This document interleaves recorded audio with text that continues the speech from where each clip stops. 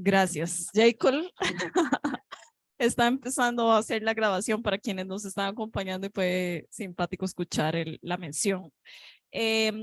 No dije al inicio que vamos a escuchar cada una de las 3 presentaciones, después vamos a hacer un espacio de preguntas. Han surgido ya preguntas de los mismos expositores para profundizar un poco la discusión, pero nada más a manera de síntesis y un poco los 3 elementos que planteaba Luis es, en primera instancia, la necesidad de activar la denuncia como un instrumento fuerte para hacer el cambio en el sistema, que es poco presente, por así decirlo, y por supuesto tiene poca incidencia entonces en la definición específica de las tarifas, que fue un poco como la discusión, la exposición se centró en este tema. El segundo es la necesidad de incorporar la inversión como un eje transversal a lo largo del cumplimiento del contrato para que esto pueda verse reflejado como un beneficio a las y los usuarios y además para que pueda ser incorporado en la tarifa. El cambio del modelo de tarifa, que aquí se habló específicamente de la necesidad de la integración, pero bueno, que aquí hay definitivamente es uno de los ejes de discusión y a los que hay que apostarle si se pretende la reforma institucional. Y el cuarto es la necesidad de la incidencia de la persona usuaria en la política pública y específicamente en tomarlos como consideración prioritaria a la hora de definir infraestructura, es decir, poca infraestructura de apoyo para brindar el servicio y eso pone en riesgo a las personas usuarias del transporte público. Ahora vamos a escuchar a Marcela Guerrero en su experiencia como diputada y otras adicionales en esta reflexión. Muchísimas gracias, Carolina. Bueno, realmente un honor también estar esta noche, no solo con vos, ¿verdad? Sino con un par de compañeros que nos acompañan en esta reflexión, que es Diego y Sebastián, y con compañeras que ciertamente han sido parte de la historia de este partido. Y con eso quiero iniciar, ¿verdad? El tema no solamente de la experiencia en transporte público, sino como el PAC desde sus orígenes. Y yo me he permitido hacer una recapitulación, ¿verdad? Y bueno, aquí quiero agradecerle también a todo el equipo del partido, Jason, que me va a ayudar pasando para tener un hilo conductor, que si no me disperso de un tema a otro, ¿verdad? Pero hay una cosa que a mí me parece es fundamental, sustantiva, y tiene que ver justamente con esos 20 años de cumplimiento del origen del partido, ¿verdad? Si uno se va a los anales de la historia, ahora estábamos comentando Jacob y yo, que esta fue la primera convocatoria ciudadana. O sea, desde sus orígenes, desde el 2001, desde que se presenta el primer la primera plataforma programática, el PAC plantea, y ahí lo puse yo de forma, ¿verdad? Muy simple, pero en realidad reconocía justamente lo que dice el Diego, que había un problema de no tener un sistema integrado, ¿verdad? Porque no es solamente el servicio de operadores de autobús, sino un sistema que venía en detrimento de una cosa que es fundamental en nuestros principios, que era justamente los derechos ciudadanos y en este caso los derechos ciudadanos. El partido cumplió 20 años y a mí me parece que es significativo, porque yo considero además de forma concreta, es decir, hay que echar para atrás en el ideario ciudadano y en las diferentes propuestas, no solo programáticas, cómo el PAC visiona y cómo muchas y muchos de nosotros que tuvimos responsabilidades, ¿verdad?, de encargos de representación, sacamos de una u otra forma esa visión, que es la de la que yo le voy a conversar, ¿verdad?, que tiene que ver, y aquí me traje un par, yo creo que más que como para que me acompañe, un par de convocatorias, porque es que esto es muy significativo, no solamente venir a la sede, sino además venir y recuperar una historia y unas banderas que efectivamente han sido los principios de acción ciudadana, ¿verdad? Y eso fue lo que dio una orientación, por lo menos a la fracción que yo pertenecí, 2014-2018, o sea, nos unimos con este tema, con brincos y saltos, incluso compartiendo por primera vez una posición de gobierno.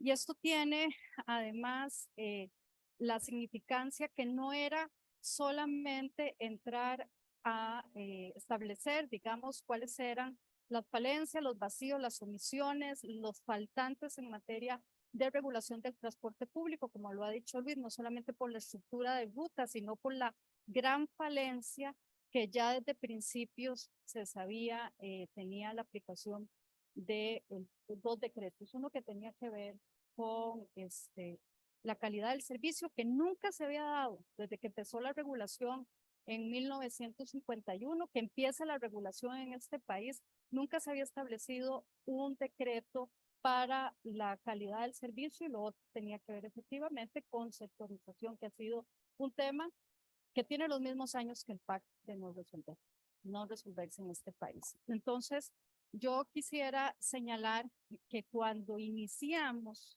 ciertamente había un compromiso de la fracción legislativa a la que yo pertenecía, y empezamos con los colectivos urbanos, ¿verdad? Porque aquí era además un método que tenía que ver con recoger las demandas. Y cuando empezamos a escuchar a los diferentes colectivos urbanos sobre las necesidades, sobre la seguridad vial, sobre la falta de infraestructura y sobre las otras formas que una persona puede moverse en un centro urbano, y esto no excluye lo rural, porque efectivamente la ruralidad también está excluida de si la estructura de prestación de la ruta de autobús no es lucrativa, no hay servicio. Pues la otra forma de usar y moverse para trabajar, para estudiar, para las mujeres ir con sus hijos e hijas a hacer mandados, y lo sabemos en las zonas costeras, es efectivamente la bicicleta. Entonces, esto no era un tema solo de los cleteros de Chepe, esto era un tema de una infraestructura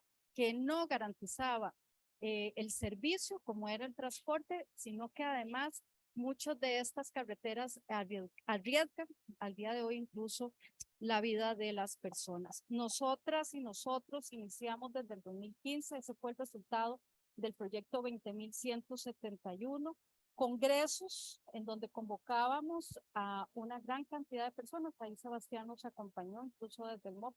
Creo que ahí Sebastián y yo hicimos una, ¿verdad? Sin conocernos a nivel personal, coincidimos en algunos temas que eran sustantivos y que tenían que ver con esa estructura de una movilidad para personas. Y así se llamó el proyecto, el 20.171.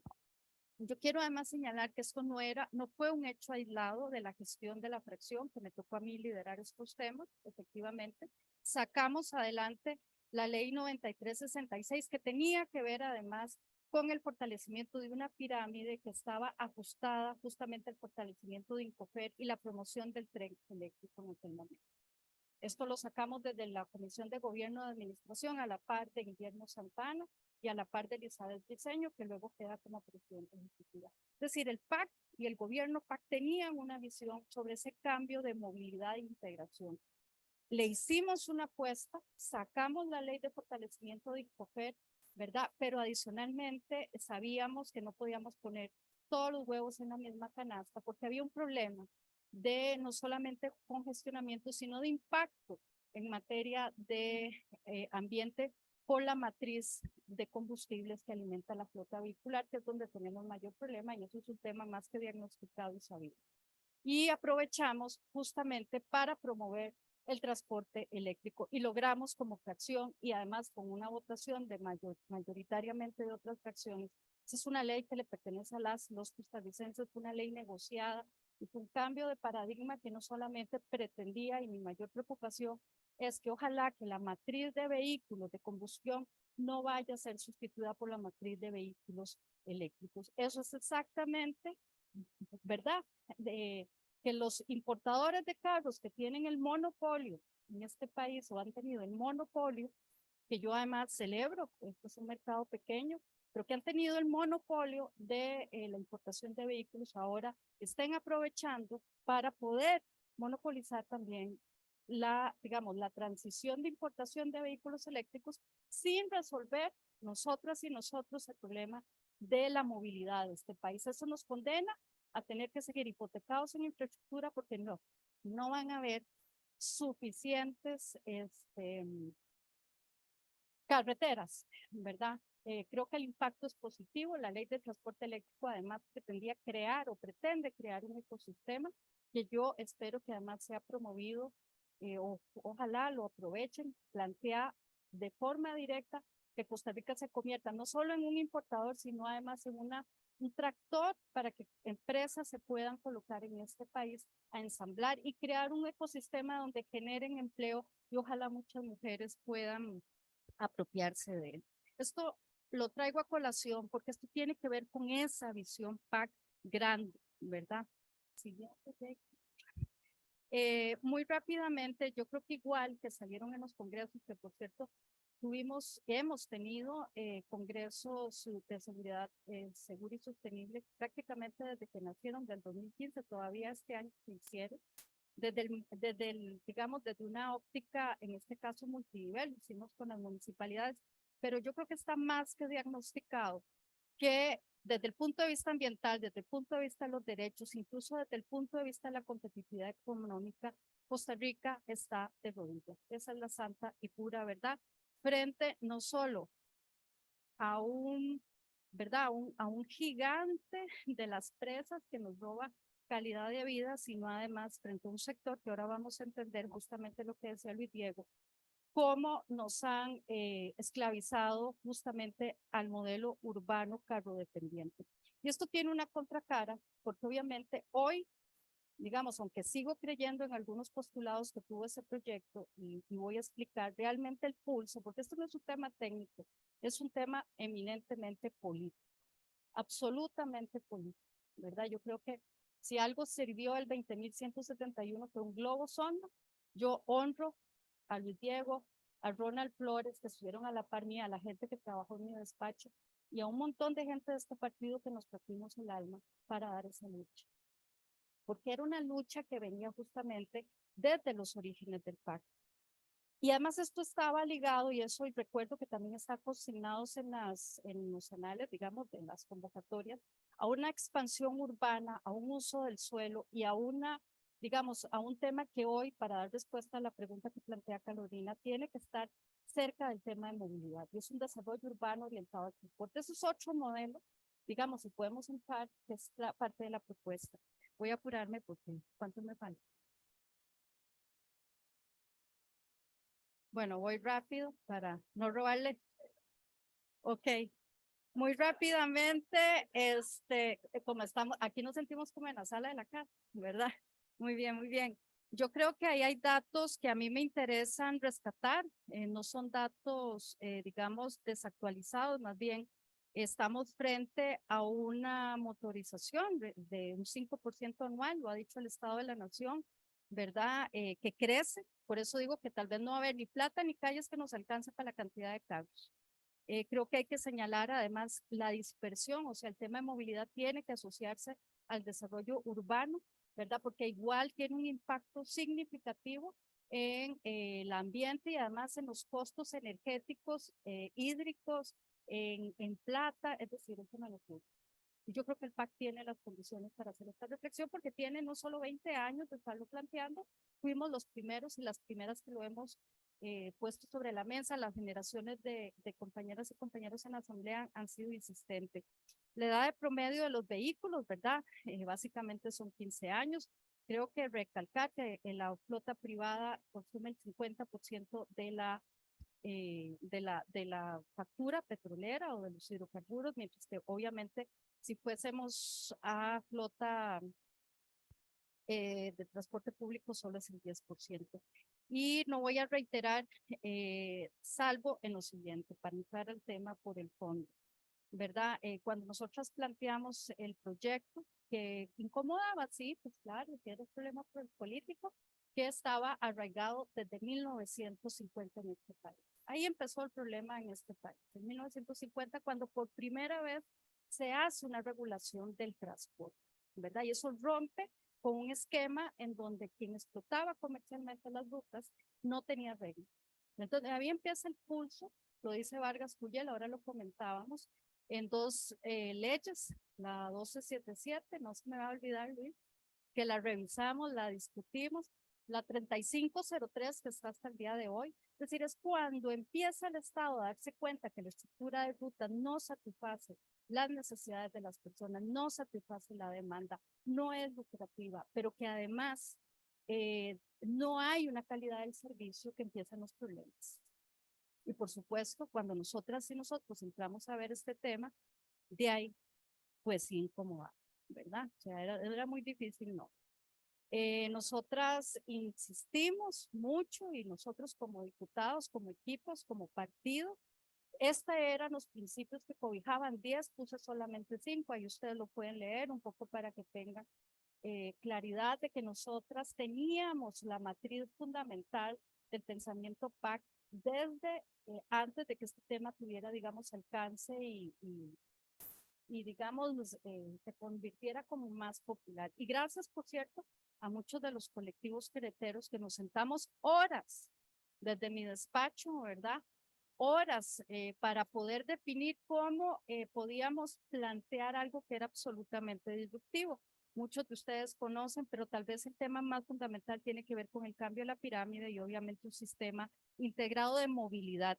Y eso nos dio muy rápidamente, obviamente, para plantear, creo que un tema que en mi criterio, bueno, ahí lo pueden ver, declarar derecho humano, la movilidad, el tema de una planificación que no podía estar arraigada a el esquema que tenemos de cómo está estructurado el Ministerio de Obras Públicas y Transportes. En ese momento, quien ejercía la presidencia de la República había dicho que había que cerrar COSEBI, CONAVI, CTP, concesiones. Entonces, ese fue el mandato que tuvimos justamente como fracción. ¿Cómo le dábamos? Y le devolvíamos la potestad de imperio al Estado, al rector que la había pedido, y se había convertido en esto que Luis ha explicado, en un ping-pong, porque el problema finalmente, en mi criterio, en mi opinión, no es si la RECEPCHU pelea con el CTP, es que el Estado perdió el pulso, ¿verdad? Y eso lo dijimos, por eso nos metimos justamente a dar esta discusión de una planificación que tenía que estar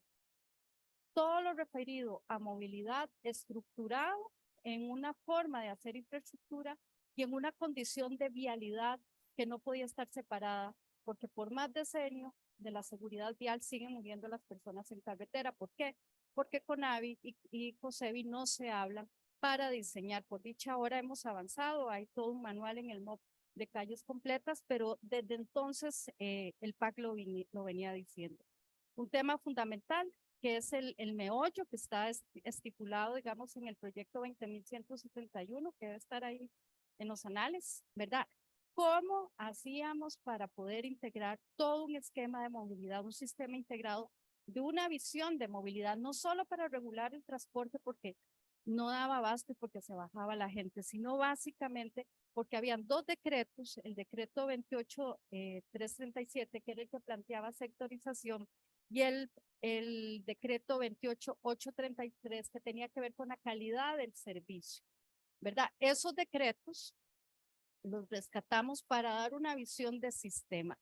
Y obviamente un tema de gobernanza, creo que lo más importante, lo he dicho, era devolverle al MOP, ¿verdad?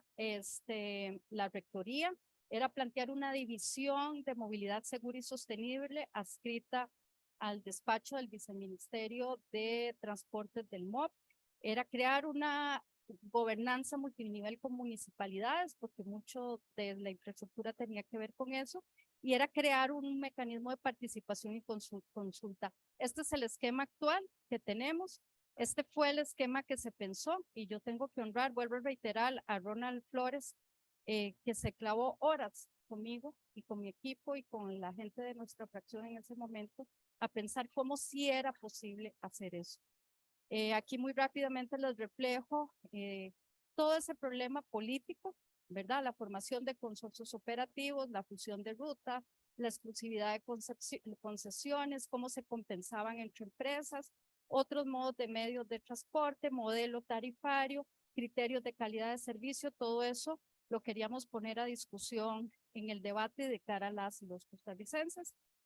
Señalar un poco lo que he dicho. En realidad, mi conclusión, cuando yo empiezo a entender y a ver, y ahí están los obstáculos en parte, ¿verdad? No eran solo técnicos de romper un paradigma, era efectivamente echarse un pulso. echarse un pulso que yo creo que buscamos siempre, igual que lo hicimos con los incentivos de transporte eléctrico, buscar cómo incentivábamos al sector que explotaba el sistema de autobuses o el de servicio de autobús para que pudiera avanzar. Finalmente, creo que ¿quién realmente pierde el pulso? La sociedad costarricense. Con esto voy cerrando, Caro, ¿verdad? Porque hay una oferta inexistente, resultado justamente, una oferta inexistente, resultado de una expansión urbana que no tiene conectividad. Los centros inmobiliarios en este momento no todos están teniendo cercanía con las rutas. La gente prefiere el vehículo porque tarda más en bus, no solamente porque el bus se pega en las presas, ¿verdad? Sino además porque no lo tienen cerca de su casa, se han negado una y otra vez también bajo esta visión, porque como está separado de poder coordinar de forma mucho más atinente. Creo que en septiembre, el semanario Universidad da pistas de cuál es el problema político que hay detrás. En publicaciones ahí, CTP tolera que autobuseros acaparen hasta 25% de la ruta. La 3503 señala claramente que una empresa no puede tener más de 2 rutas, ¿verdad? Ahí está el problema también, no para exponer a personas, ya eso es de conocimiento público, sino porque la sociedad costarricense se merece ganar un pulso. Yo celebro que hayan pasado en el periodo en donde usted fue diputada, Carolina, la ley de movilidad segura ciclística y la movilidad peatonal, son primeros pasos importantes también, pero esto lo que nos hace es pensar que estas leyes pueden estar, pero necesitamos reestructurar la gobernanza de este país. Finalmente, como propuesta, yo ahora más que nunca creo que hay que unir el tema del uso del suelo, de la planificación urbana cercana a la gente, cercana al transporte. Todo lo que tiene que ver con desarrollo urbano orientado al transporte plantea 8 principios que tiene que ver darle prioridad a las personas, tiene que ver con facilitar la pirámide digamos, de movilidad no motorizada, tiene que ver con conectar, tiene que ver con el conectar además con qué, con transporte, con centros ojalá urbanos o cantones a 15 minutos de coger un bus o de desarrollar sus actividades, tiene que ver con compactar, porque no podemos seguir en este desperdicio de recursos, no va a aguantar, ¿verdad? El planeta no va a aguantar y el país tampoco. Esto tiene que ver sí, con todas las políticas de descarbonización y de adaptación, pero además tiene que ver con cambiar un esquema. Y además tiene que ver en algo que yo estoy trabajando, con que hay que diferenciar las necesidades de las mujeres en los centros urbanos de los hombres, la percepción de seguridad, las oportunidades en cuidado y de conectividad.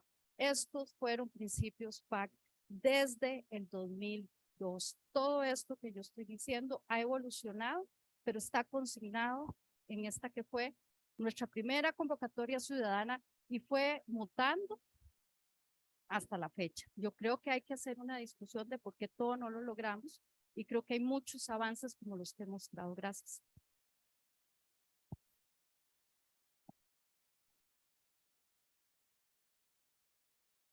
Muchas gracias, Marcela. Gracias también por hacer ese repaso de nuestro legado y recordarnos desde qué momento empezamos en el Partido Acción Ciudadana a hacer planteamientos de este cambio de paradigma. Marcela hizo un recuento de todas las reformas que se discutieron en su periodo y también posteriormente, pero me gusta mucho cómo hace la analogía de la ciudadanía perdió el pulso y en qué momento de la historia pues hubo un vuelco y cómo seguimos de rodillas, dice ella misma, frente a ese sector que al final está manejando y decidiendo más que el gobierno, y por eso quisiera hacer como especial énfasis en la frase que habla de la necesidad de reestructurar la gobernanza y el tema de entrarle a la regulación del suelo para entender la ciudad como una forma mucho más integrada. Gracias, Marce, por esos aportes. Y entonces, ¿cuál es la experiencia de un tomador de decisión en ese primer gobierno PAC, después de que le hicimos esa promesa a la ciudadanía?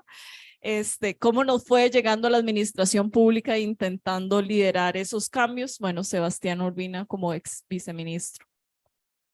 Gracias, Carolina. Iba a empezar contando anécdotas. ¿Qué fue lo que llegué y cuentos de cómo fueron llegando así difíciles? Pues sobrevivir es una palabra relativa. Lo que sobreviví. Pero más que contarles de la dificultad de sacar un estudio, que perfectamente, si tengo más tiempo, puedo expandirlo. Quiero hablar de 3 cambios puntuales que deberíamos impulsar y cambiar, que se hablan muy poco. Lo primero es que todo el mundo dice que no hay datos. La excusa de por qué no se puede hacer algo es porque no hay datos. El refugio de los empresarios de buses es porque no hay datos, entonces no hay estudios técnicos, entonces no podemos cambiarlo. Es el refugio de la administración de la misma forma. Los funcionarios dicen, nosotros no podemos cambiar esto porque necesitamos ir a encuestarle a la gente de dónde quiere ir y cuánto es la gente que se moviliza. Entonces, esa falta de datos, ese control de información es lo que permite una regulación de facto, que es más o menos lo que tenemos. Porque si no hay un estudio técnico debidamente validado, no podemos hacer ningún cambio. Entonces mantengamos lo que tenemos porque lo que tenemos funciona y entonces necesitamos algo técnico que llegar a decir. Recolectar datos es sumamente difícil. Todavía nosotros utilizamos los datos que se capturaron en el 2008 en el Plan GAM para hacer análisis como el último, el tren eléctrico. Ese proyecto se basa en esos datos porque esos son los datos más actualizados que tenemos. Hemos desperdiciado los censos para poder llegar así a expanderlos, pero aún así son sumamente ineficientes. Si mal no me recuerdo, creo que los datos del Plan GAM representan 20,000 personas y están estructurados en un tiempo donde la ciudad se movilizaba muy diferente. Coyol no existía como existe hoy. La cantidad de demanda que existía, el desarrollo de todo lo que es Sabanilla, Guayabo para arriba. Y eso hablando del GAM. Fuera del GAM el cambio es totalmente radical. Entonces, ¿qué hacer? ¿Qué hacer? Es decir, es muy fácil decir que no hay datos, pero hay que realmente pensar cómo podemos hacer. Me acuerdo cuando estaba viceministro, hablaba con la gente de Waze, que yo pensé que podía ser una fuente de datos, no resultó tan fuerte como quería, pero me dijeron algo interesante que se me ha pegado. La adopción de celulares en Costa Rica es impresionante. Todo el mundo usa el celular inteligente y todo el mundo lo anda y tenemos una penetración altísima. Entonces, eso nos da una ventaja comparativa que podríamos tener. ¿Qué es lo que necesitamos hacer? Necesitamos empoderar a la SUTEL. Necesitamos empoderar a la SUTEL para que recoja todo lo que se llama CDRs, o CRDs. Bueno, todos los récords de llamadas. Cuando uno coge un celular y uno hace no es ni siquiera hacer una llamada, solo tenerlo prendido con WhatsApp, ese celular está pegando a una antena. Esa antena sabe que ese celular se le pegó continuamente. Y después saben que ese celular ahora se pegó a la siguiente antena y a la siguiente antena y a la siguiente antena. Y las telefónicas tienen un récord de todas las antenas que se pegó el celular. Esto es fundamental para poder hacer sus análisis de cargas y distribución, etcétera. Ahora pensemos, ¿qué es lo que nos dice esa información? Nos dice de a dónde se movilizó esa persona. Claro, es una información sumamente sensible y hay que tener muchísimo cuidado con eso. Por eso hablo de SUTEL. Ya SUTEL recibe parte de esta información cuando hace análisis de servicio de las telefónicas para saber si se están cayendo las llamadas o no se están cayendo las llamadas y toda la calidad ya recibe esta información. Lo que nosotros necesitamos es empoderar a SUTEL para que pueda coger toda esa información y que nos monte una matriz de origen y destino, que llegue y que coja y que nos agregue a un nivel donde no podamos identificar a nadie y que nos pueda decir de Escazú al Coyol se movilizan tantas personas al día y que nos lo distribuya al través del día. Entonces con eso ya podemos tener una matriz de origen y destino donde no está basado en 10,000 personas que se encuestaron hace 14 años, sino está basado en la movilidad real diaria de todas las personas. No. Entonces, ya cuento qué son las informaciones que tienen. Waze lo que tiene es cuando alguien está abriendo la aplicación propiamente. Y entonces, igual que otras aplicaciones, y esa información se puede comprar. En un momento ahí encontré un poco de plata y logré comprar esa información para ver si este análisis era factible o no era factible. La densidad de esa información es un poco menor. Pero la SUTEL tiene otra ventaja también. No solo puede agregarlo a hacer este análisis de todas las telefónicas, de todos los celulares que está haciendo, sino también puede obligar a las telefónicas a que manden una encuesta y que le llegue un mensaje a la gente y dice, usted está montado en carro, en bus o en tren, o cómo se movilizó o no se está movilizando. ¿Por qué esto es importante? Porque nosotros después necesitamos poder diferenciar entre los modos de transporte. Y no es importante que todo el mundo responda la encuesta. Lo que es importante es que suficiente gente responda la encuesta, porque ellos después pueden hacer un modelo para, basado en la gente que respondió, poder segregar los movimientos y llegar a decir, ok, de San Pedro, aquí donde estamos, a Tibás, tanta gente se movilizó en carro, tanta gente se moviliza en bus y tenemos una expectativa de 200,000 viajes diarios, de los cuales tanto están distribuidos en uno y el otro. Y después hacer esa información pública.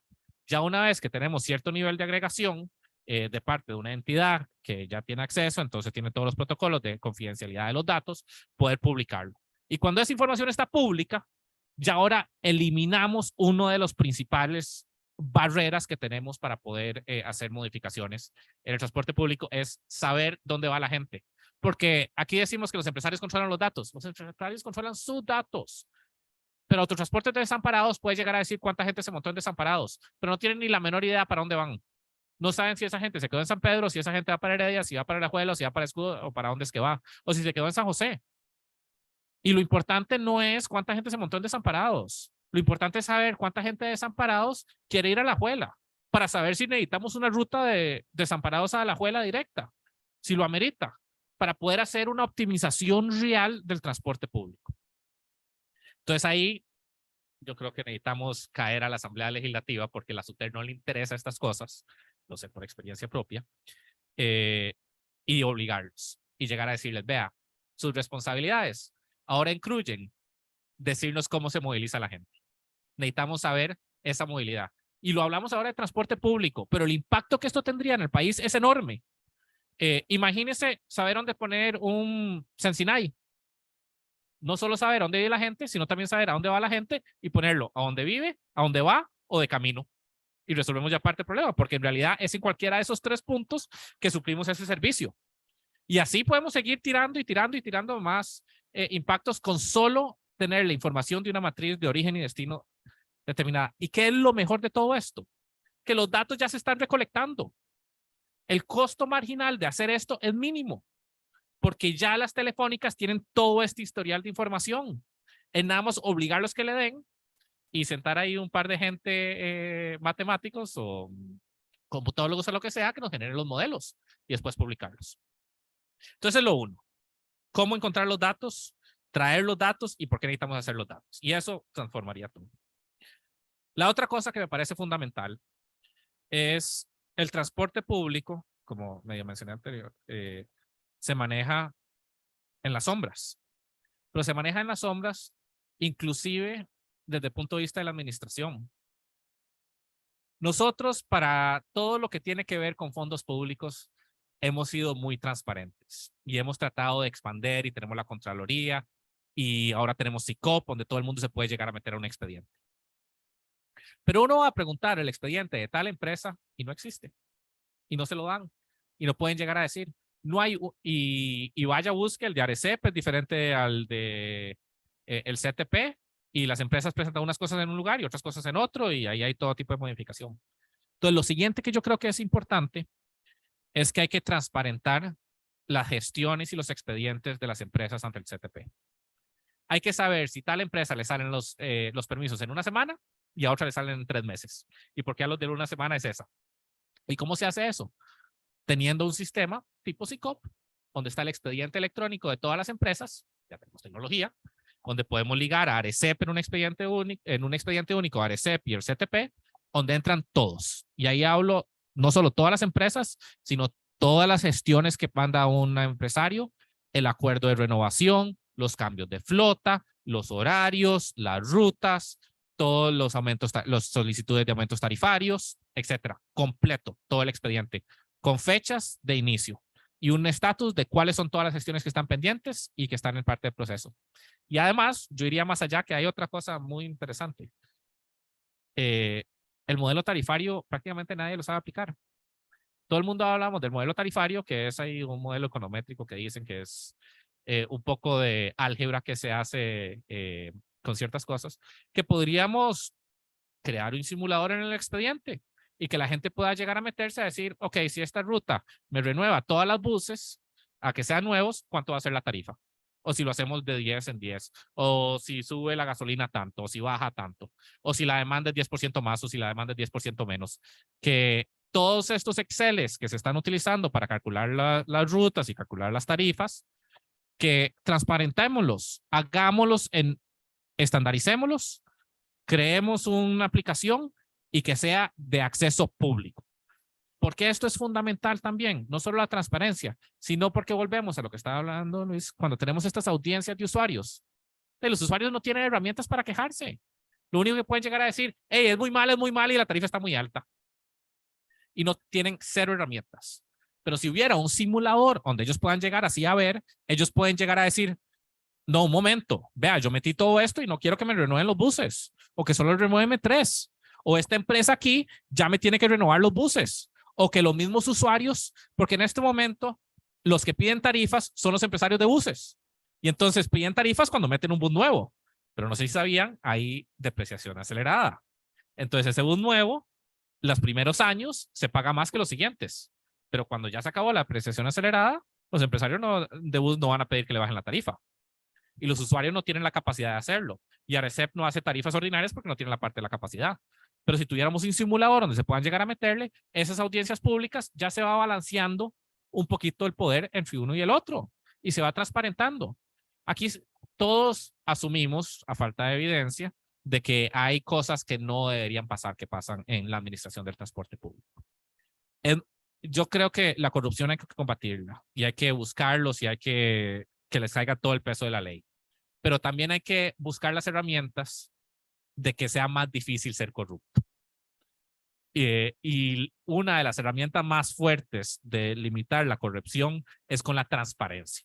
Cuando hay un lugar donde todo el mundo puede llegar a verse, la gente se cuida más de asegurarse de que no haya evidencia en ese lugar donde todo el mundo se metió a ver. Es muy fácil hacer más corrupto cuando son páginas que solo están en un escritorio guardados donde nadie puede llegar así a ver. O es un oficio que nadie ni se entera que se escribió y hay que ir a pedirlo y esperarse 2 semanas mientras a uno le dan una copia del oficio. Mientras si estuviera ya público, pero público no es solo publicarlo en una página donde están todos los PDFs. Público es sistematizarlo y generar un sistema que se pueda buscar y entender qué es lo que dice el documento y entender cuando hay cambios. Entonces, ese es punto 2. Y punto 3 es la ruralidad. Y esto me incluyo. Es que nosotros hablamos de transporte público de una visión muy grande. Y no es justo. Nosotros necesitamos separar y diferenciar las necesidades rurales y las necesidades urbanas de manera significativa. Y por rurales no hablo, digamos, Liberia, San José. Hablo de Nandayure, Santa Cruz. Hablo de pueblitos que tienen un bus al día y que si uno no agarra ese bus tiene que esperarse 24 horas para poder llegar al siguiente. Hablo de que nosotros necesitamos pensar en un modelo que satisfaga esas necesidades. Que nosotros estamos generando y creando un mayor nivel de pobreza en muchísimos pueblos ya pobres porque su única solución es el transporte ilegal o taxis. Que para salir del pueblo e ir al pueblo más grande pueden ser 20,000 colones con gente que puede estar ganando salario mínimo. Y nosotros hemos olvidado esas necesidades para enfocarnos en las presas de San José y del Gamo. Y necesitamos brindarles esas soluciones. Y eso empieza por un tema de discutir que es posible que la regulación y el sistema de transporte público que tenemos urbano no aplica. Que nosotros no necesitamos pensar en mecanismos diferentes. Por ejemplo, en horarios dinámicos. En generar aplicaciones o puntos donde la gente pueda solicitar y que pueda ir viendo cuánta gente está solicitando y cuando llegue a las 10 personas o a las 15 personas que están solicitando el servicio se agenda y termina llegando. ¿Por qué? Porque entonces eso puede tener más servicios al día cuando hay más demanda. Porque nosotros en el sistema actual, nosotros no podemos obligar a que un empresario vaya 3 veces y el bus le regrese vacío porque lo quebramos o la tarifa es impagable. Entonces necesitamos buscar cuáles son esos mecanismos de transporte público que podemos aplicar en la ruralidad de tal forma que los costos de ese transporte sean suficientemente bajos para brindar ese servicio. Otro ejemplo, pueden haber 3 o 4 diferentes pueblos que estén relativamente cerca, no todos necesitan el mismo servicio, pero podemos agregarlos y sí, está bien, puede durar 1 hora y media en vez de 45 minutos para llegar de pueblo a cabecera de cantón, pero es muy diferente que sea 1 hora y media lo que se dura en vez de 45, pero es 5 veces al día que solo 1 vez al día, porque se agregan la demanda de los diferentes. Y tener un nivel así de dinamismo en la zona rural. Y necesitamos empezar a tener estas discusiones porque si no tenemos porque el transporte y el gasto de transporte entre los deciles más bajos es sumamente alto. Y especialmente en las zonas rurales donde el pasaje no son 500 colones para poder llegar a San José. Son 2,000 colones para poder llegar y la solución no son 2,000 colones del pirata de la esquina o el Uber. Son los 25,000 colones que nos cobra el bus. Y si no enfocamos energías en este dilema, vamos a aumentar la desigualdad y la diferencia catastrófica que estamos teniendo entre el nivel de vida de las zonas urbanas y el nivel de vida de las zonas rurales. Entonces yo creo que ya me he pasado mucho del tiempo en lo que estoy así hablando, pero me parece importante y yo me doy un mea culpa también porque cuando yo estaba en el viceministerio yo me enfoqué principalmente en el GAM, en la sectorización, en la implementación de pago electrónico y un poco en la ruta larga de zona rural, pero no me enfoqué en los pueblos de 300 personas o 500 personas que tenemos muchísimos en el país y cuál es la solución que les estamos brindando a ellos para poder movilizarse.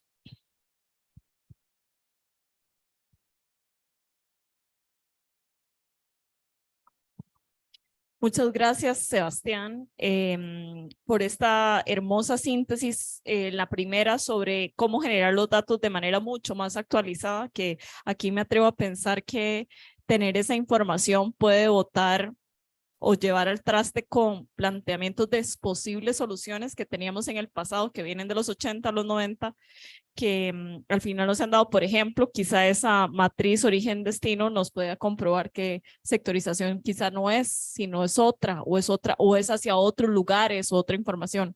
Esto ya lo hemos comentado con anterioridad y nada más quería traer a la mesa que esta forma que plantea Sebastián de recolección de los datos, a mí me parece sumamente visionaria.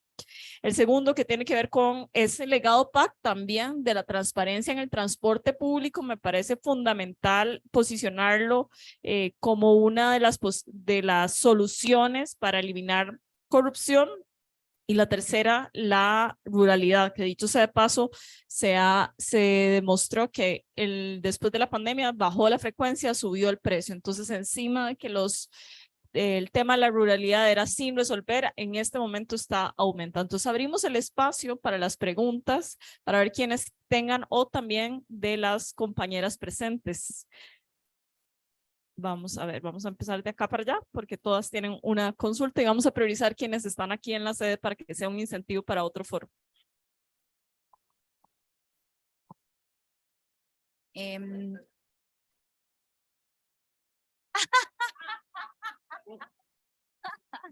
Buenas noches. Ahora que escuchaba como, bueno, las tres intervenciones me parecieron súper valiosas y con muchísima claridad, y creo que si hay un espacio, un partido que tiene la claridad de la ruta es este, ¿no? Y además ya hemos experimentado estar en el foro legislativo impulsándolo desde el otro lado más, digamos, de operador y en gobierno, pero hay un tema que a mí al menos me genera una gran preocupación y principalmente en el contexto partidario en el que estamos en este momento. Entonces lanzo la siguiente pregunta y es, ¿cómo el partido se puede convertir en ese espacio seguro de reencuentro de esos actores de sociedad civil que yo realmente creo no están teniendo la llegada que tal vez tenían en otros momentos con otros actores políticos en la asamblea, ¿verdad? Y bueno, ni que hablar del gobierno, pero ¿cómo podemos reactivar esas conversaciones de estos actores que fueron los acompañantes técnicos y los liderazgos técnicos y de sociedad civil, ¿no? Pero más que de sociedad civil, tienen un conocimiento técnico. Entonces, ¿cómo podemos volver a hacer ese espacio seguro de rearticulación? Porque independientemente de que no tengamos una representación en la asamblea, ahí es donde hay que hacer la incidencia. Y si hay un partido que sabe el arte de la incidencia y la articulación con sociedad civil, es este. Entonces, pensar de que hay o sea, todos ustedes mencionaron temas de agenda que están pendientes y que la mayoría dependen del foro legislativo. ¿Cómo podemos incidir ahí? Sí, yo voy a aprovechar esta pregunta para terciar y sumarme, porque tengo otra pregunta también relacionada. ¿Y cómo hacemos que esto no sea única y exclusivamente una bandera PAC, que significó y significa un obstáculo para todas las iniciativas nuestras en la Asamblea Legislativa? Sí, pero a mí realmente me entusiasma porque en realidad si uno lo ve en retrospectiva, también, si bien fue un tema que nace en el PAC, creo que ahora hay un semillero ¿verdad? Por muchas, no solo organizaciones de personas, de ciclistas, de ambientalistas, en fin, incluso de gente, y yo coincido con Sebastián en lo siguiente, es decir, la ruralidad no puede quedar descolgada, ¿verdad? En el GAN se mueve 1,5 millones de personas diarias. Entonces, es decir, el tema de movilidad de personas y mercancías es un tema económico, entonces hay que verlo como un sistema.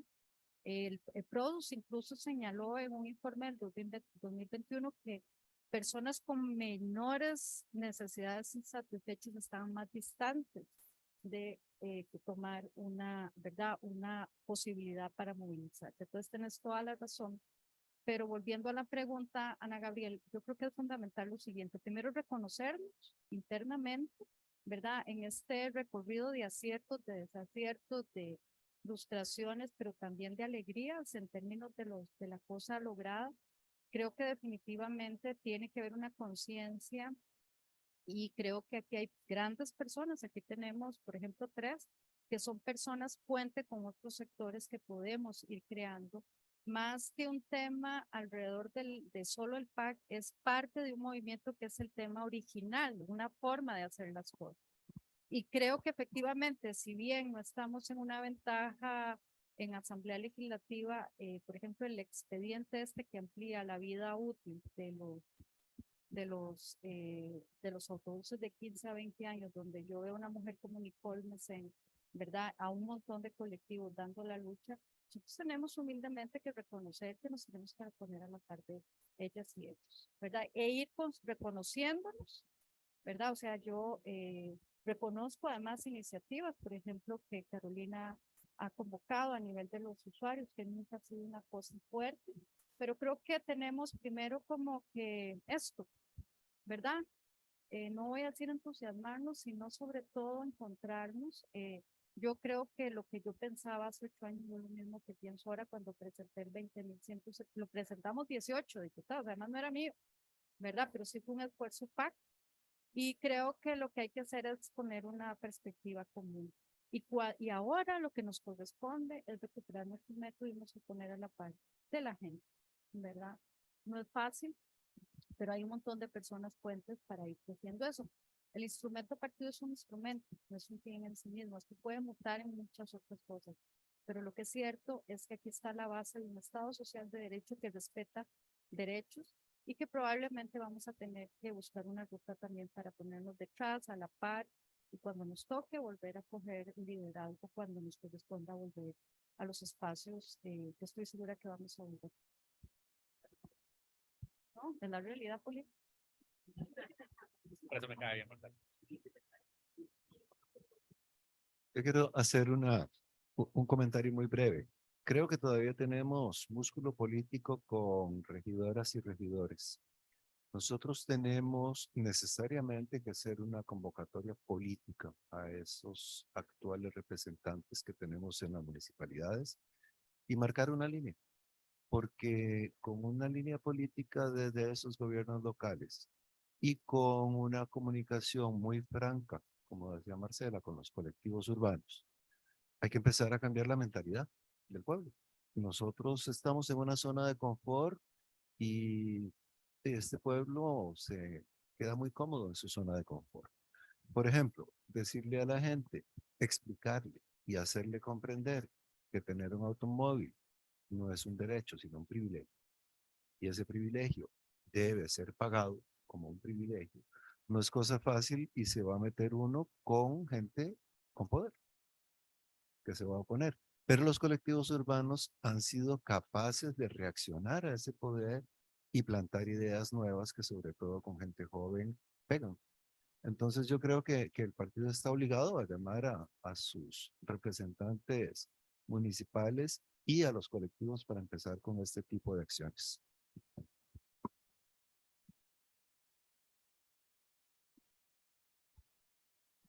Yo voy por otro lado. Es que ese hombre me prendió como 7 bombillos. A ver, hace como 2 meses circuló entre esa gente que tenemos más de 65 años, no digo cuántos más, una propuesta para revisar la estrategia de tercera edad en distintos sectores con el Ministerio de Salud. Hace poco AGECO también hizo una serie de observaciones. Yo formo parte de un comité consultor del CIPAC en cuestiones de adultos y diversidad sexual. Bueno, la cosa es que anda una serie de temas en el aire, pero ninguno tiene que ver con movilización. Yo tengo 6 años de haber vendido el carro y yo me monto en bus, me monté en los de Barrio La Cruz un tiempo, San Cayetano, la Periférica, la Sabana, Guadalupe, estoy ahora por esos lados, Calle Blancos, y me monto en tren.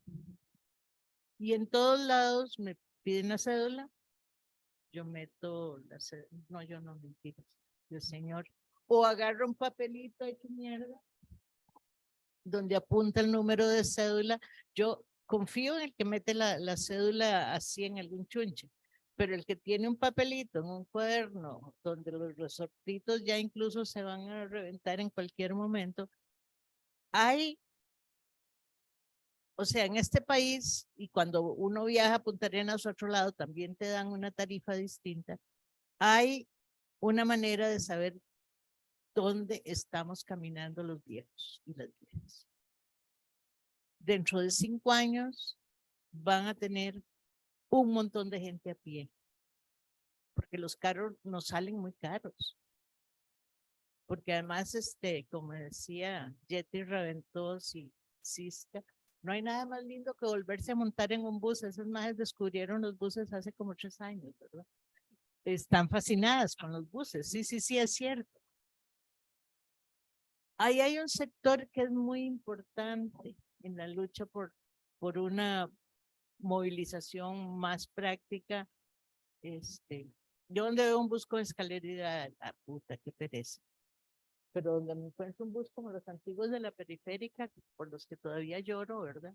Donde uno entra de la acera al bus así, sin tener a alguien atrás que te esté medio tocando o empujándote para que pasen los chunchitos estos de aquí. Eso nos falta. O sea, hay una diversidad enorme de conversaciones con respecto a la tercera edad. Pero la mayoría de la gente, yo tengo 72 años hasta dentro de 3 semanas. Antes no tengo más. La mayoría de la gente, como yo, todavía, por alguna razón de la generación nuestra, caminamos, nos montamos en bus, no somos gente que necesita andadera. Y todavía tenemos un montón de gente que está llegando a los 80 montándose en bus. Eso quiere decir que estas generaciones van a necesitar un transporte porque nos vamos a seguir montando en todos los chonches.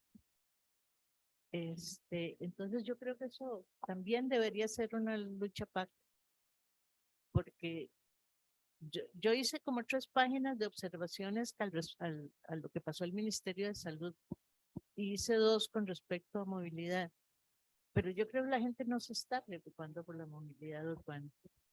Y en la rural peor, ¿verdad? O sea, vaya saque a un señor con el saco de frijoles de Upala o de Santa Cecilia para acá en un bus que pasa 2 veces al día, que tiene que subir el saco arriba en el techo y después ver cómo se mete el bus. Entonces yo creo que ese sector nos estamos volviendo importantitos en algunas cosas. Creo que esto es muy importante.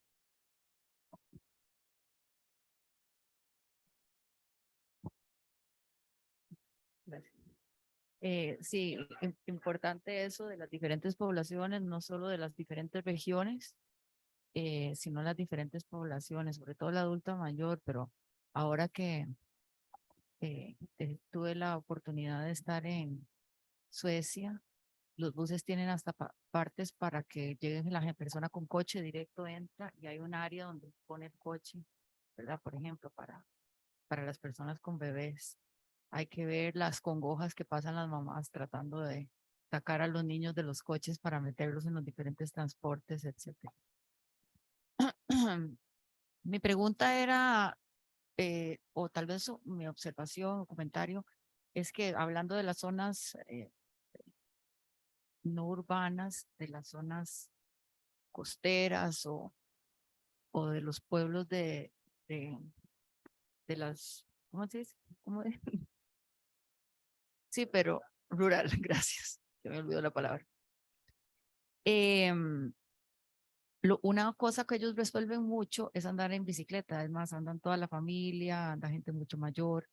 Pero a mí me da la impresión cuando ando por ahí, yo en mi carro, que viven poniendo el pellejo en peligro, porque no hay nada más peligroso que andar en esas calles rurales, sobre todo las calles más transitadas donde van los carros y andar en esas bicicletas.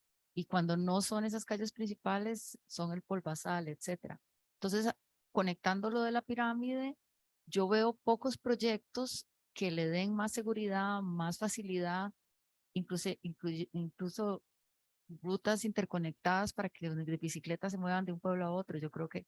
Y la otra parte también del transporte es que, por ejemplo, ahora que hay tanta bicicleta eléctrica, ¿por qué no darle facilidades de trabajar en conjunto con tal vez alguno de los bancos estatales para dar facilidades a la zona rural de tener acceso a transportes de bicicletas eléctricas mucho más accesibles y que les ayuden a ir a rutas más largas y tal vez estaciones de carga de esas bicicletas, etcétera? Por ejemplo, algunas ideas, no sé, pero conectando todos los puntos con el tema de ayudar a las zonas rurales.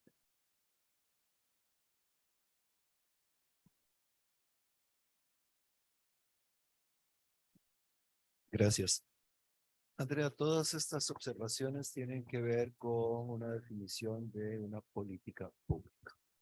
En realidad, y empezando por el primer ejemplo en Suecia, los subsidios que se otorgan a los servicios públicos en otros países permiten garantizar una calidad que en este país no pueden pagar los usuarios. Es imposible pensar en desarrollos de ese tipo si no hay un aporte del Estado. Hay que recordar que el Estado es el responsable y el garante de dar continuidad y calidad a los servicios públicos. Pero ese papel fue totalmente abandonado. Dejó en manos de operadores y de usuarios una relación en donde el Estado está ausente al definir políticas.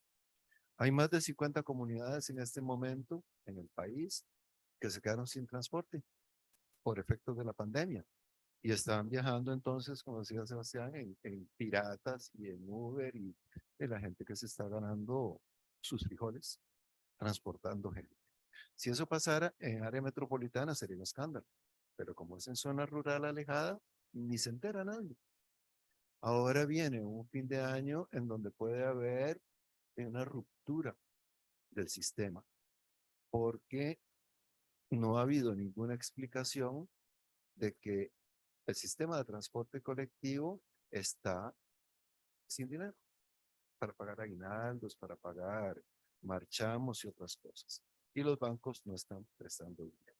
Con esto lo que quiero, a la actividad, con esto lo que yo quiero decir es que es probable que pueda haber un cambio porque aquí ya los operadores no son los que importan, importa la continuidad y la seguridad de servicio. Eso es lo que le debe importar al Estado. Y no sé si hay preparación en este momento para asumir eso como una acción positiva para reformular algunas de las cosas que hemos mencionado, o bien si se va a permitir un oligopolio que puede ser muy peligroso para el país. Entonces hay que tener mucho cuidado, hay que estar vigilantes, porque a criterio mío, una política pública que se discuta ampliamente es fundamental para lograr esos cambios. Nada más voy a permitir hacer como un comentario sobre este planteamiento de la priorización a las bicicletas en las zonas rurales. La fracción anterior hicimos un proyecto de ley justamente para que en las zonas rurales donde la carretera es la única forma de comunicación, la gente que además culturalmente tiene una tradición de la bicicleta como el Limón y Punta Arenas, se habilitara infraestructura ciclista.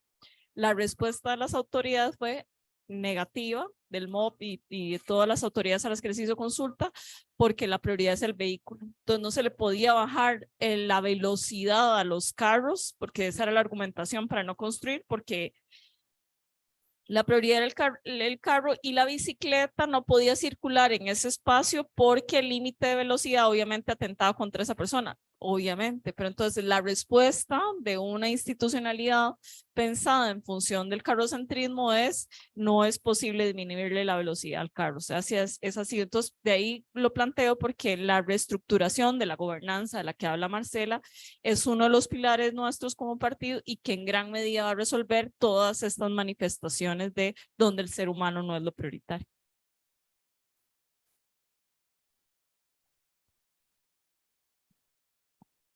No, pero Sí, sí. Lo primero es una acotación en cuanto a la ruralidad y la seguridad de las mujeres. Hay que ver, por ejemplo, las mujeres que trabajan en lugares turísticos. Voy a poner un ejemplo, Tamarindo.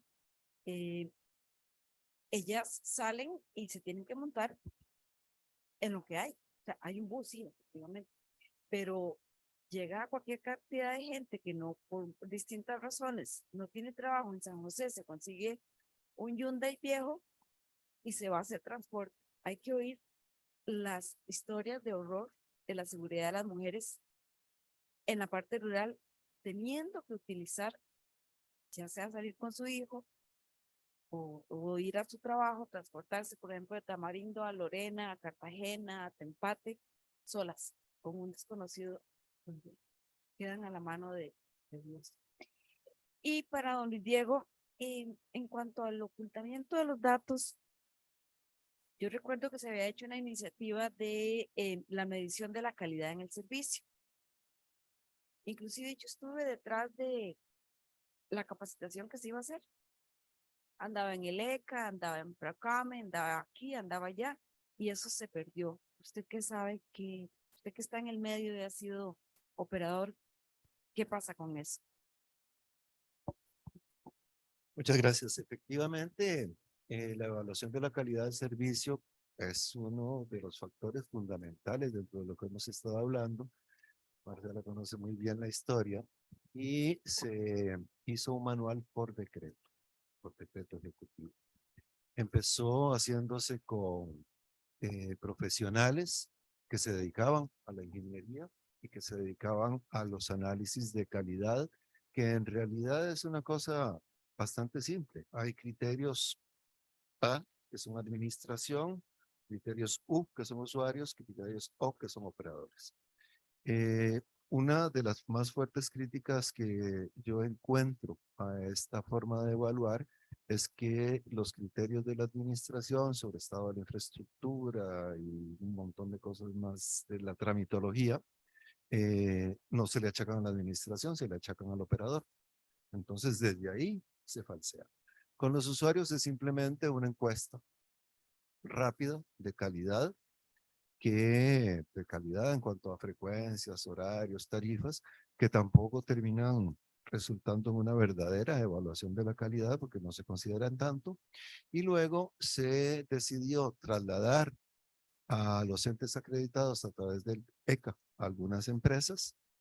Se hizo un oligopolio de pocas empresas que acapararon un mercado bastante jugoso, y se vino la pandemia y suspendieron las evaluaciones de calidad por segundo año consecutivo. Entonces, el fin último de la evaluación de la calidad no se ha cumplido en ningún momento.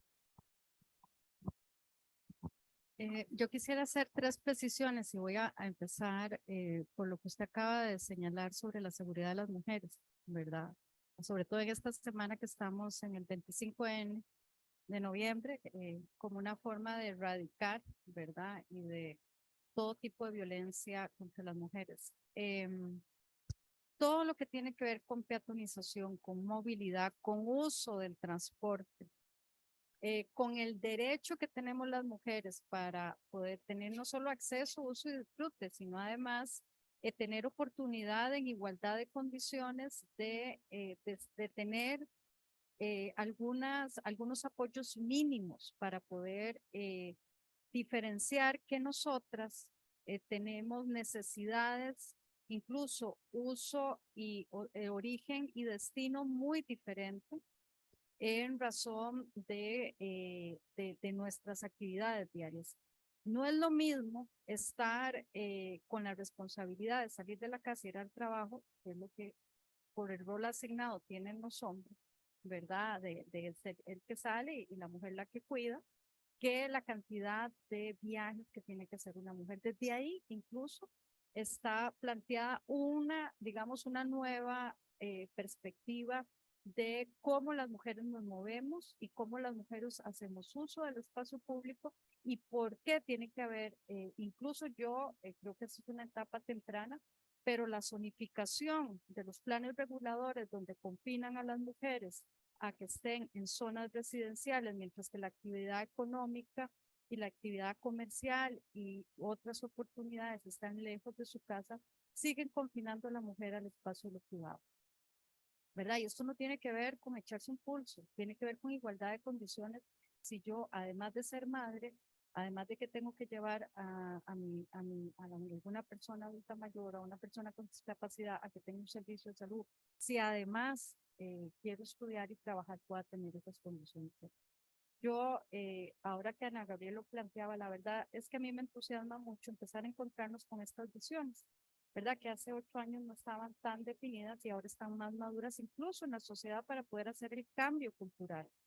Hoy yo tengo la bendición, y lo digo literal, de trabajar para 15 municipalidades, que además yo aprovecho lo que ha dicho Luis. En realidad le tengo más fe a los procesos que se puedan levantar intermunicipalmente a favor de una perspectiva de la movilidad, de la peatonización y de empezar a conectar. El pleito que se echó para eso, para que el tren llegue ahí, el alcalde, no importa el partido, porque además ya no están viendo si son A, B o C, es darle un servicio a las personas. A mí me parece que desde ahí van a venir justamente los cambios. Yo definitivamente, un poco en lo que decís, Ana, creo que Costa Rica va a envejecer muy rápidamente, que las inversiones públicas tienen que ir mucho a acercar incluso a poblaciones con discapacidad y otras poblaciones, ¿verdad? A que no estén vulnerabilizadas, porque en realidad la sociedad las vulnerabiliza, y poder ajustar un modelo de sociedad, pero sobre todo de espacio público seguro y a favor de que vamos a ser más adultas y adultos mayores en muy poco tiempo, incluso sobre qué base, ¿verdad?, de sostenibilidad económica vamos a poder hacer uso de nuestros derechos. Yo quisiera aprovechar, porque creo que lo hemos conversado de una u otra forma, ¿verdad? Que es hora de que conjuntemos, ¿verdad? De reunirnos una vez al mes, quienes estemos interesados. De alguna forma, no tenemos como mayores prisa, ¿verdad? Y nos puede ayudar también a conjuntarnos con otras personas de colectivos, de personas. Además, yo he conversado con personas vinculadas al transporte que me parece que están tratando de hacer cambios importantes. Ojalá el pago electrónico caminara y un montón de cosas, pero lo vemos lento. Entonces yo creo que también esto es un buen momento para conjuntarnos y replantear desde los orígenes, que fue lo que yo quise de alguna forma tocar, ¿verdad? Es muy difícil cambiar que los ciclistas sean respetados si CONAVI, COSEBI y CTP siguen distanciados con una agenda totalmente diferente de una naturaleza, ¿verdad? Que a mí me parece la gobernanza tiene que ir a una visión de movilidad y que tiene que estar en diálogo con el Ministerio de Ambiente, pero fundamentalmente con el Ministerio de Ordenamiento Territorial de este país. Hoy tenemos el CISGAM, yo espero, deseo que camine, pero es que en esta fragmentación de intereses y visiones, creo que el PAC entonces le toca primero ponernos nosotros en una visión que nos lleve a crear.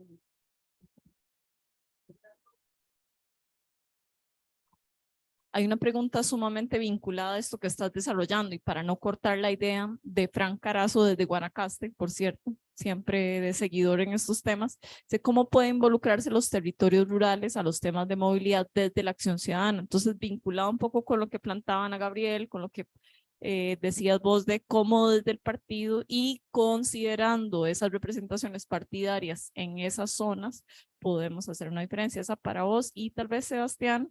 Cristian Vindas hacía la pregunta de por qué no se desarrolló esa plataforma informática en el gobierno del Bicentenario y qué tecnologías software se podrían utilizar para esa minería de datos, pero un poco fue, si hoy la tenés tan clara, ¿por qué en ese momento no tanto? Dice Cristian Vindas y qué podemos hacer hacia futuro. Entonces tal vez ese y luego Marce, el mensaje partidario de seguir liderando el tema.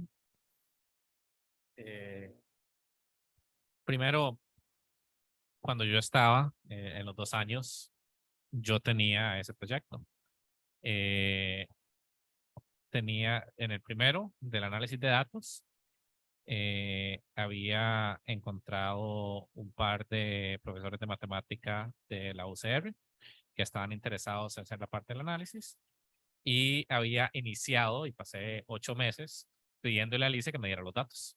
Y generando oficios y yendo a reunir y todo el proceso de llegar a tratar de conseguir los datos, pero eran muy rezagos para poder dármelos. Me dieron un día para probar que se podía y después no me quisieron dar más asociado con eso. Me dieron un día y todas las rutas de una persona. Entonces un funcionario le dice, tome, aquí le doy muy datos porque yo soy el dueño de estos y entonces yo tengo la posibilidad de dárselos. Y hasta ahí no logré llegar a más. Después de cuando salí del gobierno, seguí tratando con este mismo grupo de investigadores porque me gustaba y quería ser parte de la investigación. Continuamos con el gobierno de Guillermo, después volvimos a pasar cuando Irene Cañas asumió la dirección del ICE, que había trabajado mucho con ella de viceministra de Ambiente y conocía la importancia de movilidad y no pudimos básicamente tener acceso a los datos. Entonces sí hicimos así un esfuerzo. Con la parte de transparencia y todo, también lo intenté. Fui y busqué, no sé si conocen el CEFIA, el proceso del expediente de todas las construcciones, que es muy bueno y se va viendo qué es lo que está pasando y es relativamente público. Fue construido en conjunto con Gobierno Digital, fui a buscar a Gobierno Digital y les dice yo quiero esto. Lo traje al CTP y en el CTP me lo boicotearon y me dijeron tenemos otra herramienta que ya compramos y estamos tratando de implementarla y así me llevaron por los 2 años que llevaba en eso. Entonces no es como que no se intentó, no es como que sea una idea necesariamente nueva, sino fue imposible. Y en términos de tecnología de software para minería de datos, la mayoría se puede hacer mucho en open source. Entre Python y R se puede hacer todo lo que se necesite hacer. Inclusive generar aplicaciones relativamente fáciles y funcionales de hacer. A mí no me preocupa las herramientas de software para poder hacerlo, me preocupa más el acceso a la parte de los datos. Y para meter un poco la cuchara con Fran, exacto, entonces lo que yo creo como partido, si queremos tener un impacto en la ruralidad, yo creo que deberíamos buscar unas comunidades donde tengamos buena dirigencia y que haya un empresario de bus pequeño interesado y llegar a proponer un plan piloto desde la comunidad con ese empresario de bus para hacer alguna cuestión de transporte dinámico, para tratar de aumentar las frecuencias sin aumentar el costo. Y en conjunto, la comunidad con el empresario de bus, llevar ese proyecto al CTP y a ARECEP y eventualmente a la asamblea para poder generar el marco jurídico para poder hacerlo. Y escoger, bueno, en Nicoya no conozco suficiente los pueblos de Nicoya para poder decir cuáles, pero poder identificar este y este tienen muy bajo servicio. Vamos a trabajar con tal empresario para ver cómo podemos aumentar los servicios de estas comunidades a Nicoya o a esto, para generarlo así. Pero ese será algo muy específico, idealmente con un empresario pequeño que debe tener 3, 4 diferentes buses, y de la misma forma, ya cuando esté todo eso, yo creo que esto va a requerir inversión en tecnología, pero yo creo que en un piloto pequeño no debe ser tan difícil buscar algún nivel de colaboración para reforzar la movilidad en zona rural, porque es crítica. Y ahí viene mucho la acción ciudadana de que tanto hablamos. Eso requiere cambio de ley, pero en principio sí. Podríamos tener, pero hay dificultades, ¿verdad? Entonces nosotros cambiamos a un bus más pequeño, no va a tener rampa. Entonces caemos entre uno y el otro de cuánto es lo que se tiene, porque si caemos así como los buses, sí, no, yo entiendo, estoy de acuerdo, pero si nosotros vemos, adaptamos una microbús de 15 personas, le ponemos una rampa y se perdieron, no, como 6 campos. Sí, porque son 2 filas de asientos. Eh, sí, entonces, es decir, en buses grandes el sacrificio es un porcentaje más bajo. En buses más pequeños la capacidad cambia muchísimo. No es tan sencillo, es decir, se puede, pero es un costo-beneficio que hay que analizar con mucho cuidado. Además, las paradas, las microbuses, la gente está sentada todo a la pura par. No hay, salir y entrar es más difícil porque tiene que levantarse el del frente para levantar uno y después levantar el otro. Es complicado la logística del manejo. Se puede buscar opciones, existen, pero no es sencillo. Y entre las opciones que existen bajan la capacidad, lo que aumenta los costos. Bueno, Conclusión de todo eso, necesitamos sentarnos con las comunidades, entender cuáles son las necesidades, hacer un estudio de origen y demanda, idealmente conseguir parte de los datos, hablar con una parte de empresario, identificar si nosotros tuviéramos información perfecta, es decir, si tuviéramos todas las demandas, cuál es el nivel de servicio que podríamos brindar y poder ver cómo podemos hacer reducir esa diferencia entre el servicio actual y el servicio ideal con cambios en dinamismos o en cambios operativos o en soluciones un poquito más creativas.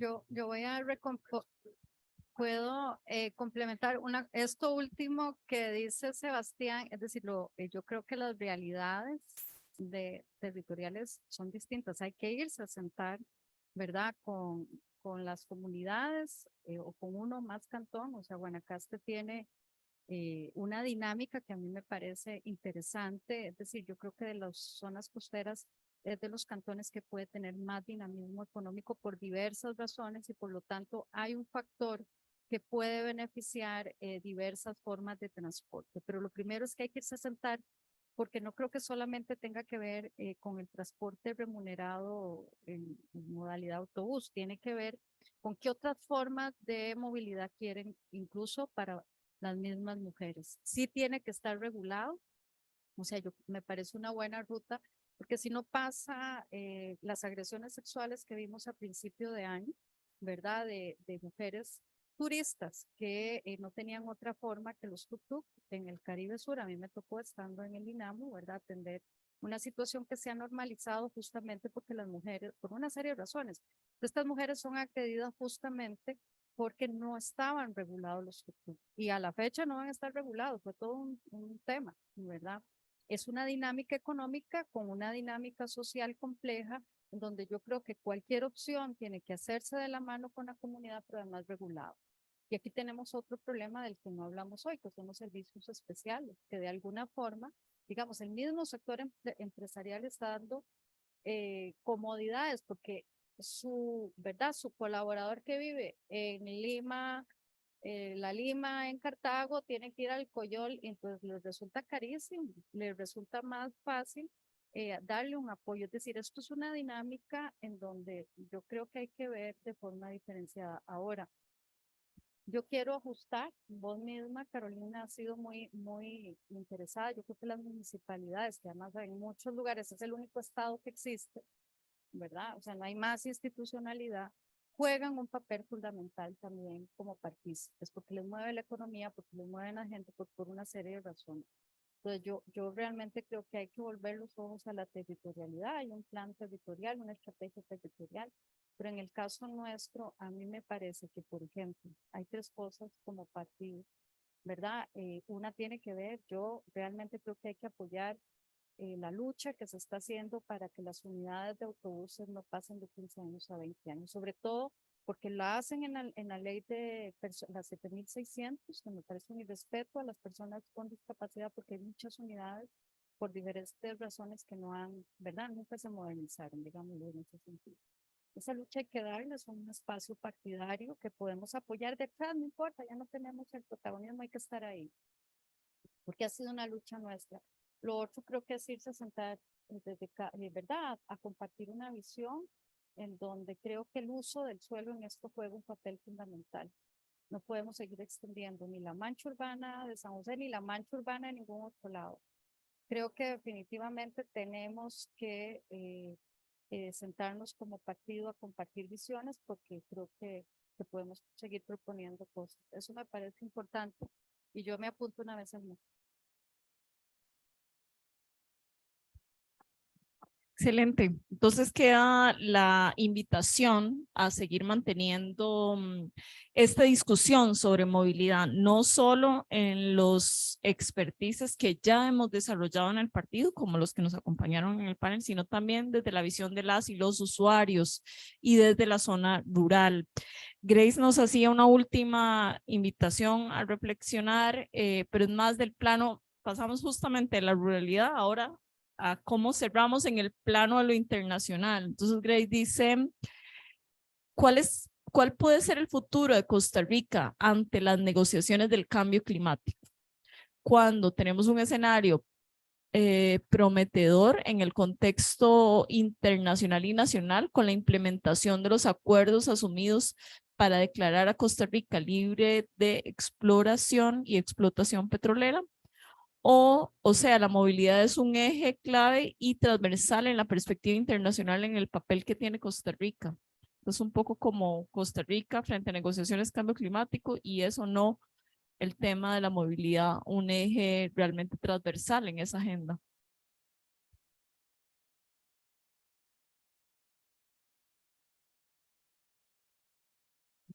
Dale. La que fue Alemania. Yo lo que veo es que tenemos un gobierno con bajo interés en todo lo que tiene que ver posicionamiento que se lleva 8 años. No, en casi todo no. Tiene mucho interés en echar a los migrantes. Es otro pleito, pero por eso digo, tiene interés en ciertas cosas. Pero sí, en posicionar y mantener las luchas del posicionamiento de Costa Rica como líder en cambio climático está prácticamente, yo creo que desechado. No quiero ni saber. Y de ahí se va para abajo, iniciando por su decisión de desechar el tren eléctrico, el convocar el proyecto de ley para los 20 años, y ahí podemos seguir viendo y viendo y viendo la renovación de bueno, todo lo que se ha hecho con SESMAC, específicamente de su no cumplimiento, pero aún así tener la representación del sector autobusero en el CTP. Y por esos expedientes. Bueno, pero eso no fue por decisión de ellos. Sí, sí. Sí, entonces finalmente lo que creo es que tenemos un gobierno que no está interesado en mantener el liderazgo del país a nivel internacional, que yo creo que cuestiona fuertemente nuestro ministro de Ambiente esas decisiones de prohibir la explotación petrolera y no me sorprendería que en los siguientes 4 años haya algún proyecto para explorar gas natural. Yo no creo que se atrevan a tirarse a petróleo, pero sí sospecho que van a buscar el gas natural. Sospecho, creo que sí, en alguna parte debe haber gas natural, porque la gente habla demasiado de gas natural para que no haya. Y no creo que hagan ningún impulso en movilidad. Lo que hicieron con el tren eléctrico de matar el proyecto que se venía trabajando y tratar de decir vamos a hacer otro, es totalmente una muestra de que así es una pantalla que sí nos interesa cuando realmente lo que queremos es matarlo. Porque además tenemos que tener claro, todos los empresarios de buses son opositores de un tren, porque les quita demanda. Está bien, no todos, muchos de los empresarios. Y si queremos así ser un poquito más macabros, uno de los principales afectados son las rutas de San Pedro. Porque es el que la competencia es más directa con el tren. Hay otras, digamos, Lumaca y otras, y particularmente esas rutas tienen un poder desproporcionado en este gobierno.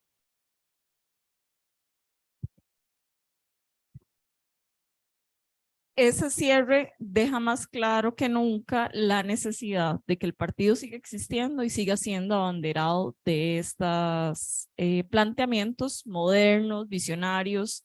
Así que la convocatoria un poco la hacemos los 4. Me permito ampliarlos en el sentido de aquí hay 4 personas dispuestas a seguir conversando, a armar un poco de lo que podría ser un planteamiento tanto en lo local como en lo nacional, y que este partido todavía tiene mucho que decir en defensa de su legado y en visión de luces largas de cómo debería de ir la movilidad en Costa Rica. Muchas gracias a quienes vinieron y nos acompañaron, a quienes estuvieron con nosotros en el foro vía online, y espero que esta conversación solo sea el inicio. Muy buenas noches. Gracias.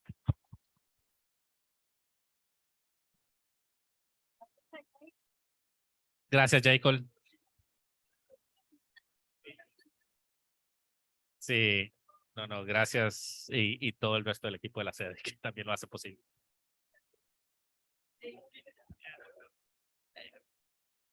Y Jacob y su equipo.